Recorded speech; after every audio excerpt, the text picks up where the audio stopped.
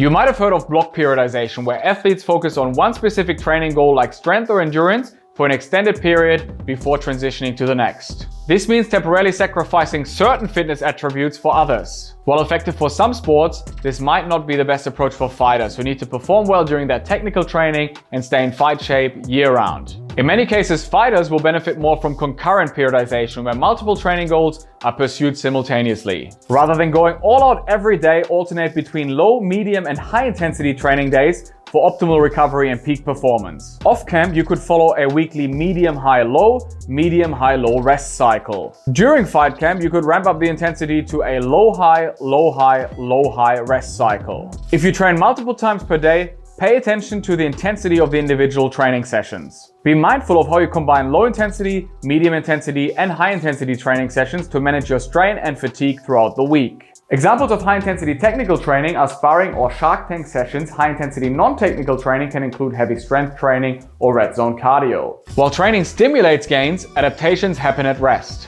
General guidelines suggest that muscles typically need 48 to 72 hours to fully recover from rigorous workouts, but this recovery timeline is not set in stone. The time required for recovery can vary depending on the intensity and volume, but also individual factors like nutrition, sleep, and genetics. Intense workouts, heavy lifting, or explosive training can also put a significant strain on the central nervous system or CNS. Even if your muscles feel fresh, you might still feel tired, sluggish, or less reactive if your CNS is fatigued.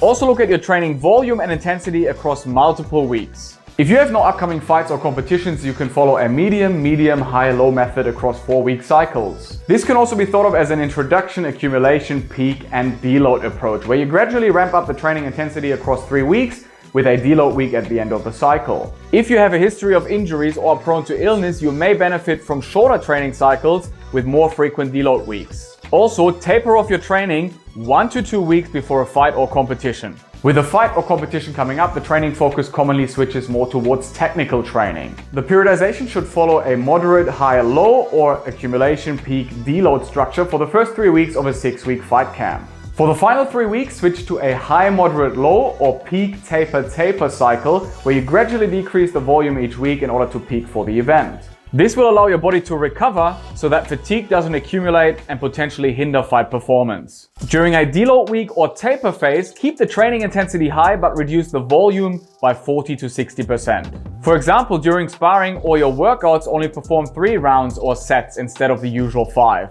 Implement these methods to be able to train more often and perform better without risking overtraining, injuries, or illness. For elite fight performance and recovery, watch this video here next. You will learn the 5 keys to get the most out of your training and peak for your fights. Drop a like and comment if this video was helpful, and don't forget to subscribe. As always, train hard, recover smart, and fight easy.